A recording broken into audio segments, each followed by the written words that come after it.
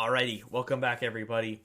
We are on the precipice of the kickoff clash. As you can see, the brackets lock in 20 minutes, 21 minutes to be exact.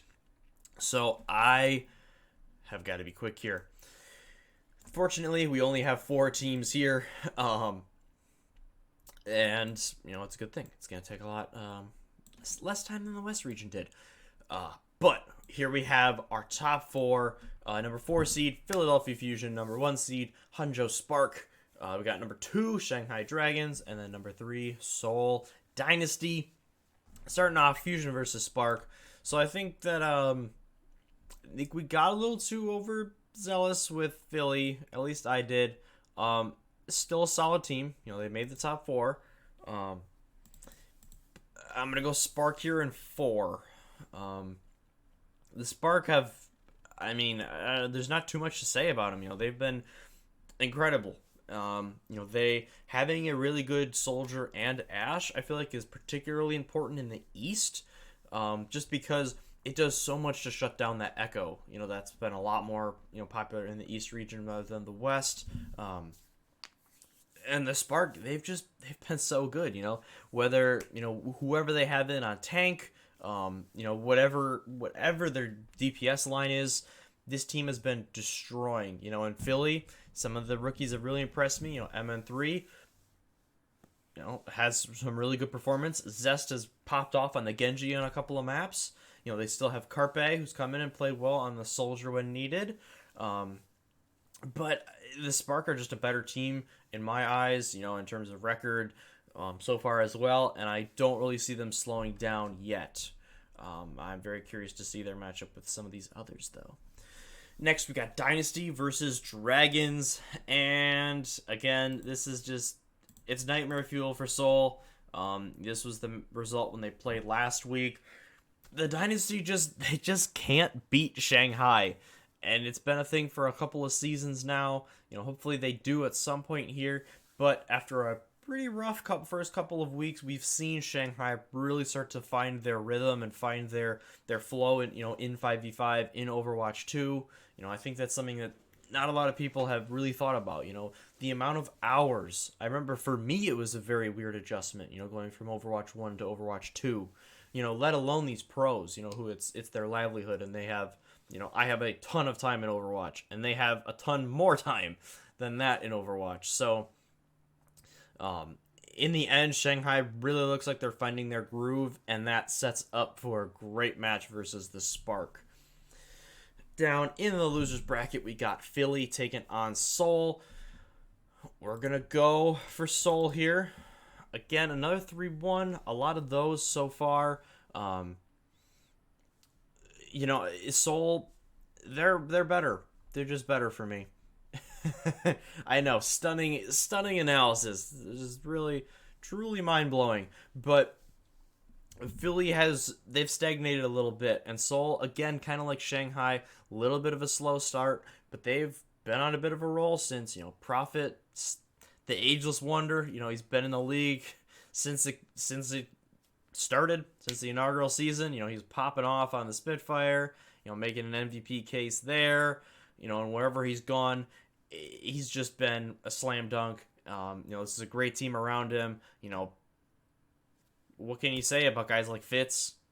They're nuts. So, in the end, I think Seoul just has a little bit more firepower, and they're on a little bit more of a heater, you could say.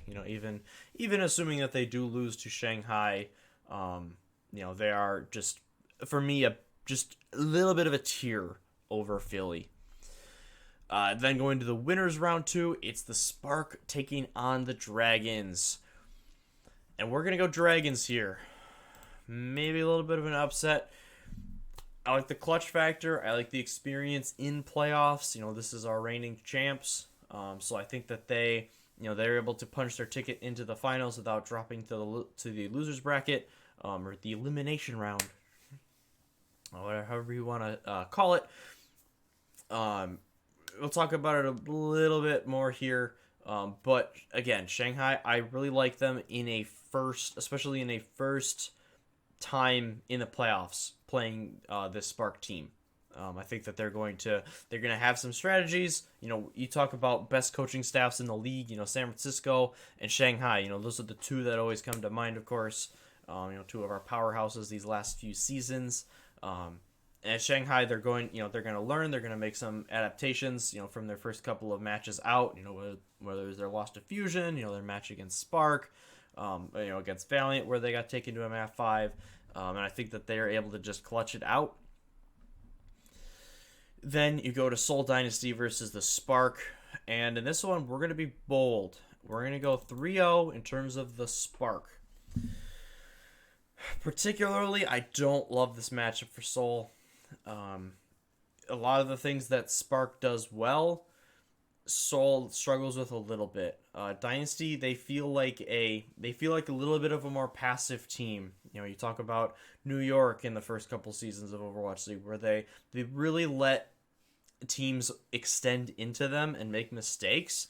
And the Spark are a team that, for me, one of the things that stood out, while watching their VODs is they're able to take space without putting members in danger. And when they are in danger, they're extremely precise with their call outs. Their Ana is already looking at that peak. It's not, oh, this guy's critical, now I'm going to peak. Because a lot of times in OWL, at this high of Overwatch level, if you do that, they're dead. Your DPS is dead. It's your Ashe, your Tracer, your Echo, your Soldier, whatever it is. They're a goner if you don't anticipate, them taking a lot of that damage. And while it's a relatively simple thing, it's hard to execute. And Spark have been really good at executing it so far. So I think they're going to be able to just kind of take the fight to Seoul without getting punished. And Dynasty, we've seen it sometimes when they get off to rough starts, they're not able to quite, get it going again. And I think we're going to have an example of that this time around, with Spark advancing to a rematch with the Dragons. And in this one, we're going to go for a bit of an upset. We're going to take the Spark. Maybe it's not. They're the 1 seed. We're going to take the Spark 4. No, just kidding. Not 4-0. I'm going to say, we're going to say 6 again. Again, 6 is a pretty popular score last season. A couple of them went to 7. I believe there was one where Shanghai won, that it was 4-1. So, in any case, I like the Spark in a rematch, especially, in these losers bracket. The double elimination style is an excellent style, I think, because it really gives all of the teams the chance. You can't, if you come out here and, you lose your 2 matches, you can't say, oh, man, we were so unlucky. In single elimination, weird stuff happens. You could potentially be playing a team that's a really bad matchup for you. But having 2 opportunities, I think, is excellent. I was saying it since last year. This is the best, playoffs format that they've done, in my opinion. Maybe more matches that are 1st to 4 would be good in my eyes. I love long matches, but I don't think it's necessary. I can see why it's 3 up until the finals. But in the end, I like the Spark here. They, more so than any team, Shanghai might be a little bit of a better team in the end, but the Spark in particular love this meta. It's been such a good meta for them, and I think that it's going to translate. And once they play, Shanghai in round 2, assuming that they do, they're going to be able to make the adjustments. And again, Shy is, for me, he's MVP right now. There are a lot of people that you could make an argument for on various teams. But he's been, the guy that I just think is making the most impact, just straight up impact on the game. But in any case, those are my predictions for the Eastern region. Let me know what you think down in the comments below. Who do you have winning this region? Because this one, I think, is a little more wide open. Realistically, I would have it as a 3-horse race, in my opinion.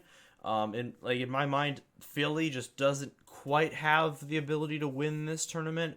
But I could see Spark winning. I could see Dynasty winning. I could see Shanghai winning. Let me know what you think about that, though.